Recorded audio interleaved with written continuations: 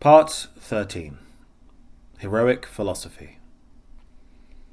The meta-question suggests a hidden ideal which all sincere philosophers should aspire to uncover and approximate. The extent to which such ideals can be practically achieved remains and will likely stay an open question. However, the imaginative power of the human intellect and symbolic power of story and myth can provide an ethereal vision of such ideals. Ideals and the stories of those who mythologically embodied them are the breathing dreams of the human intellect. The Iconoclast is this ideal of the meta-question, the ultimate figure of suspense in judgment in service to sincere philosophizing. Their pure employment of the philosophical apparatus puts them beyond the need for dogmatic axioms. Timon is reported to have described Philo, quote, "I saw him, the man without vanity and unbroken, by all the things by which both the unknown and the celebrated among mortals are overpowered." End quote. We can imagine a second option to the false iconoclasm of extravagant philosophy. Philo here appears as a vision of that forthright philosopher. Heroic philosophy is concerned with both the attainment of the philosophical answer to the meta-question, yet has the humility to accept our status as human subjects, deferring on dogmatic judgments where they do not satisfy philosophical completeness. Sticking one's nose up at the lot of the human subject as a human subject is to arrogantly wallow in existential resentment of our substantive predicament. The eternal dogmatist invites the endless and unresolved nature of affections, opinion, and powerless laying down of the law that has hitherto handicapped the potential of what we call philosophy. Hence, the overwhelming meta-importance of the philosophical task is the reason the philosopher is an object of common indirect scorn, their craft seen as mere afterthought to the more real matters of the day. Quote, "The mere philosopher is a character which is commonly but little acceptable in the world, as being supposed to contribute nothing either to the advantage of pleasure of society." End quote. The philosopher has a reputation as a children's entertainer, and not a particularly good one. The reasons for the current entrapment of philosophy is numerous. Firstly, it is rare to have the inclination and ability to think philosophically. Secondly, those with these qualities can act in bad faith. There are more gatekeepers of philosophy today than there are ideas to be kept. Thirdly, it requires a willpower and inspiration on some ultimately spiritual level to not fall prey to the fashionable dogmatisms which promise the conversion of dogmative product into community, wealth, and renown.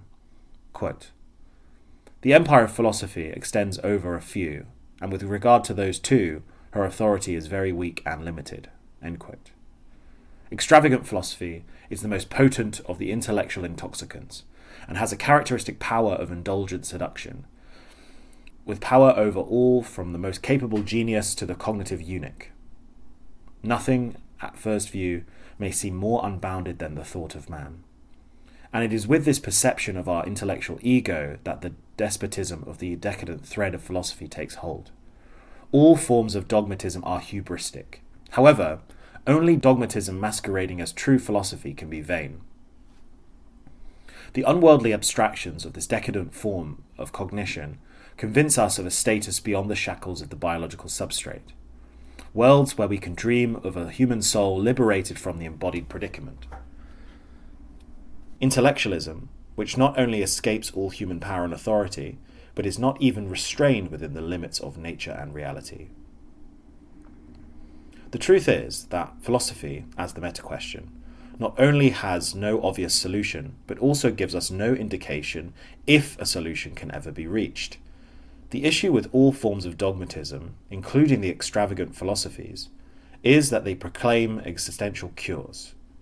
Yet, the praxis of these intellectual forms utilize the abilities we have through existential cognition. Hence, liberation from the factory is promised by the products of that very same factory. This blind belief is ubiquitous in each and every strain of dogmatic thought. giving them an inability to investigate sincerely, sidestepping judgment where it would not be philosophically just. Dogmatism terrorizes intellectual anxiety, using our cognitive abilities to form both monsters and angels from each and every philosophical judgment. Any dogmatic judgment, if leaned into blindly and faithfully, transfigures and distorts its ideal out of the embodied human form into a caricature, who then hijacks the philosophical actions of its adherents. To be heroic, to stand a chance at being truly iconoclastic, we must be cognizant of such limitations and not descend into the hubris of dogmatic denial. Dogmatic thought will always be a transgression against the sincerity of true philosophy and a potential path to cognition of the most inhuman and grotesque sort.